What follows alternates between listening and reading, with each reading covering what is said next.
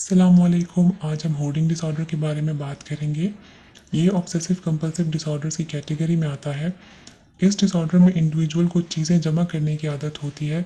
वो चीज़ें जो कि फेंक देनी चाहिए, जो कि वैल्यूलेस है, यूज़लेस है, वो उनको जमा करके रखेगा। जैसे कि पुराने कपड़े, पुराने जूते, पुराने बर्तन या कोई मैगजीन्स वगैरह।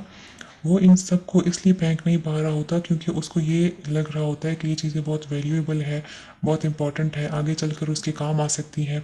कभी वो इसको इस्तेमाल कर सकता है, चाहे वो कुछ सालों से उसको इस्तेमाल ना कर रहा हो, तब भी उनको लगता है कि शायद आगे चलकर वो उनके काम आ सकती हैं।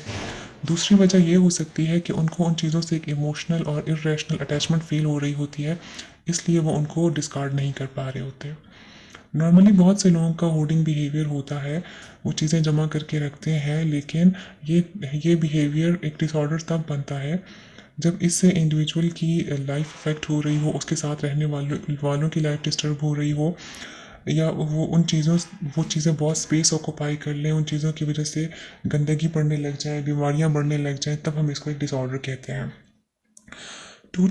एस्टिमेटेड 2 to 6% लोग इस बीमारी से अफेक्ट होते हैं। ये डिसऑर्डर एडोलसेंस में स्टार्ट होता है माइल्ड सिम्टम्स के साथ, और वक्त के साथ साथ ये सिम्टम्स वर्सन होते जाते हैं। होर्डिंग की 3 टाइप्स हैं। फर्स्ट है ऑब्जेक्ट होर्डिंग। ये कॉमन टाइप है। इसमें इंडिविजुअल यूजलेस ऑब्जेक्ट्स को जमा करके रखता है, जैसे कि एम्प्टी कंटेनर्स, ओल्ड या एक्सपायर्ड फूड, वो कपड़े जो कि पुराने हो गए हैं और वो उनको इस्तेमाल नहीं कर रहा, पुराने जूते या मैगजीन या न्यूज़पेपर, इन ऑब्जेक्ट्स को वो जमा करके रखता है। सेकंड टाइप है एनिमल होर्डिंग। इसमें इंडिविजुअल के पास एक लार्ज कलेक्शन होती है पेट्स की, लेकिन उसको डिफ़िकल्टी होती है उनकी हेल्थ का ख्याल रखते हुए, उनकी सफाई का ख्याल रखते हुए। और थर्ड टाइप है कंपल्सिव शॉपिंग। कंपल्सिव शॉपिंग में इंडिविजुअल का फोकस होता है ज़्यादा से ज़्यादा शॉपिंग करने का। वो उन चीज़ों को भी ख़रीद रहा होता है जो कि उसको उनकी ज़रूरत नहीं है, या तो वो चीज़ें उसके पास पहले से मौजूद हैं।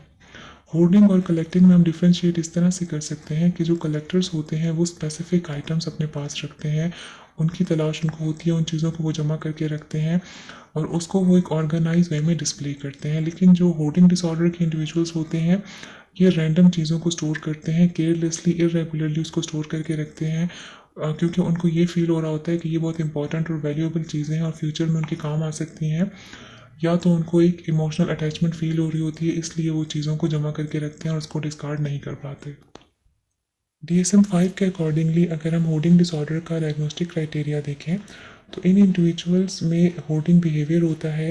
ये चीज़ें जमा करके रखते हैं जो कि यूज़लेस होती हैं, जो कि वैल्यूलेस चीज़ें होती हैं, उनको ये जमा करके रखते हैं और उनको इसलिए फेंक नहीं पाते क्योंकि या तो इनको ये महसूस होता है कि ये चीज़ें आगे चलकर उनके काम आएंगी, या तो ये उससे एक इमोशनल अटैचमेंट फील करते हैं। ये डिसऑर्डर किसी और मेंटल कंडीशन की वजह से नहीं होता, किसी और मेंटल डिसऑर्डर्स की वजह से नहीं हो रहा होता, या किसी मेडिकल कंडीशन या ब्रेन इंजरी वगैरह की वजह से नहीं हो रहा होता। और इस डिसऑर्डर की वजह से उनकी लाइफ में डिस्ट्रेस कॉज होता है, उनकी सोशल और ऑक्यूपेशनल फंक्शनिंग को ये डिसऑर्डर नेगेटिवली अफेक्ट कर रहा होता है। कुछ रिस्क फैक्टर्स हैं जिनकी वजह से होर्डिंग डिसऑर्डर डेवलप हो सकता है। एक रिसर्च के मुताबिक जिन लोगों में होर्डिंग डिसऑर्डर डायग्नोज होता है वो अपनी लाइफ में कोई ना कोई ट्रॉमेटिक इवेंट एक्सपीरियंस कर चुके होते हैं। कोई इंसिडेंट जैसे कि फिजिकल, इमोशनल या साइकोलॉजिकल हार्म, चाइल्डहुड नेग्लेक्ट या कोई नेचुरल डिजास्टर वो एक्सपीरियंस कर चुके होते हैं। एक रिसर्च के मुताबिक 51% लोगों में जिनमें होर्डिंग डिसऑर्डर डायग्नोज हुआ, उनमें मेजर डिप्रेशन भी डायग्नोज होता है।